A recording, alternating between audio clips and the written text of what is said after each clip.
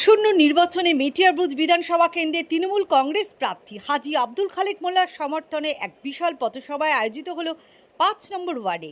এলাকার জনপ্রিয় নেতৃত্ব কাইজার থান্ডার এবং রাজকুমার থান্ডারের বিশেষ উদ্যোগে আয়োজিত এই সভায় মানুষের ভিড় ছিল চোখে পড়ার মতো।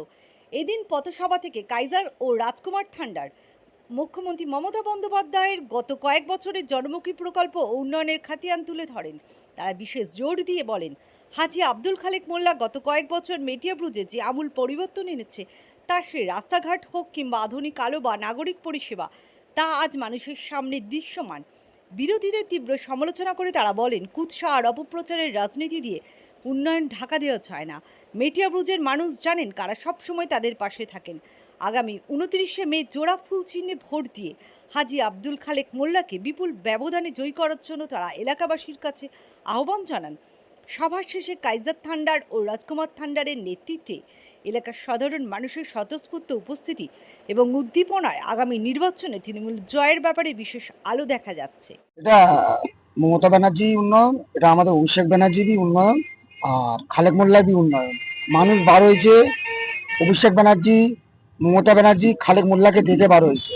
আর প্রত্যেক মানুষ জানতেই পেরে গেছে যে বিজেপি জুমলাবাজি এ চলবে না। 2014 সালে যখন এসেছিল বিজেপি অনেক কিছু বলেছিল, 2 কোটি চাকরি দেবো, 15 লাখ করে টাকা দেবো, সেসব কোনো কিছু করেনি। এবারে নতুন করে চালু করেছে 3000 টাকা লক্ষ্মী ভান্ডার দেবো। ওরা 19টা রাজ্যে ক্ষমতা আছে, ওরা এইটাই বলেছিল যে আমরা 3000 টাকা লক্ষ্মী ভান্ডার দেবো, একটা টাকা দেয়নি 19টা রাজ্যে। আমাদের বাংলাতেই নতুন করে চালু করেছে, শুভেন্দু অধিকারী বলছে যে আমরা 3000 করে লক্ষ্মী ভান্ডার দেবো। এটা এদের জুমলাবাজি, এদের কথায় অন্নপূর্ণা ভান্ডার মোটামুটি ওই লক্ষ্মী ভান্ডারই এরা দিতে পারবে না। এটা জুমলাবাজি, এরা এটা বলেই থাকবে, মানুষকে বলবে। আর হিন্দু মুসলমান করে এরা রাজনীতিটা করছে, এছাড়া ওদের কোনো কাজ নেই। কদিন আগেই 14 কোটি টাকা খরচ করে কারবালা থেকে আমাদের রেল লাইন পর্যন্ত আমাদের এমপি হাজী আব্দুল খালেক মোল্লার নেতৃত্বে প্যারেস ব্লক রাস্তা এলইডি লাইট লাগিয়ে দিয়েছে। ওই উপরে ওখানেই বিজেপিরাই মিটিং করছে, ওখানেই বলছে যে আমরা এই করেছি, ওই করেছি, ওই করেছি। ওদের এটা জানা বোঝা দরকার যে উন্নয়ন কারা করছে।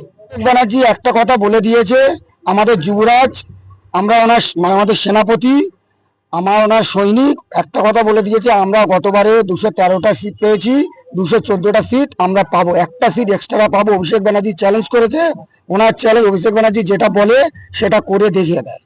আমার নাম কাইজার থান্ডার, আমি 5 নম্বর ওয়ার্ডে তৃণমূল কংগ্রেসের সভাপতি।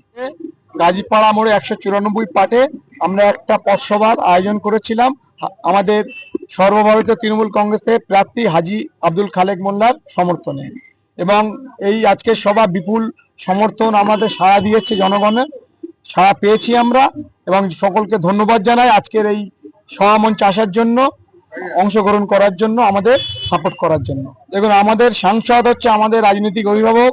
উনি আগে যুব নেতা ছিলেন, আমরা তখন যুব করতাম। এখন উনি মাদারের আমাদের জেনারেল সেক্রেটারি সর্বভারতীয় তৃণমূল কংগ্রেসের। আমরা ওনার হাত শক্ত করার জন্য যা যা দরকার আমরা করব তৃণমূল কংগ্রেসে। আব্দুল খালেক মোল্লা আগের বারে আমরা 5500 ভোটে 5 নম্বর ওয়ার্ড থেকে মেটিয়ারব্রুজ ব্লক থেকে হাইয়েস্ট ভোটে লিড দিয়েছিলাম। এবারে আমাদের এসআইআর এর মাধ্যমে 2000 ভোট কেটে গিয়েছে আমাদের ওয়ার্ডের ভোটারের নাম, জেনুইন ভোটার তারা। তবু আমরা এবারে টার্গেট নিয়েছি 4.5 থেকে 5000 ভোটে আমরা লিড হাজী আব্দুল খালেক মোল্লাকে ওয়ার্ড থেকে দেবো। এসআইআরটাই আমাদের কাছে চ্যালেঞ্জ, নির্বাচনটা না। এসআইআর কে উপেক্ষা করে আমরা হাজী আব্দুল খালেক মোল্লাকে 1 লাখ ভোটে জেতাবার চ্যালেঞ্জ নিয়েছি। দেখুন, সুপ্রিম কোর্ট যে রায়টা দিয়েছে আমরা বাস্তবে সেইটা রূপান্তরিত হতে দেখছি না, আমরা গ্রাউন্ডে দেখছি না। মানুষ অযথা হয়রানির শিকার হয়ে সবসময় এসআইআর এর স্লিপ নিয়ে, অ্যাডজুডিকেশনের স্লিপ নিয়ে ঘোরাঘুরি করছে, কাউন্সিল অফিস থেকে, এমএলএ অফিস থেকে, আলিপুর। কেউ সুবিধা কেউ পাচ্ছে না সুপ্রিম কোর্টের রায়ে। তো আমরা সুপ্রিম কোর্টের রায়টাকে মাথায় পেতে নিয়েও এসআইআর কে সামনে চ্যালেঞ্জ হিসেবে গ্রহণ করে এগিয়ে যাব। আমার নাম হচ্ছে রাজকুমার থান্ডার, আমি মেটিয়ারব্রুজ ব্লক 2 জেনারেল সেক্রেটারি, আমি কাউন্সিলর প্রতিনিধি।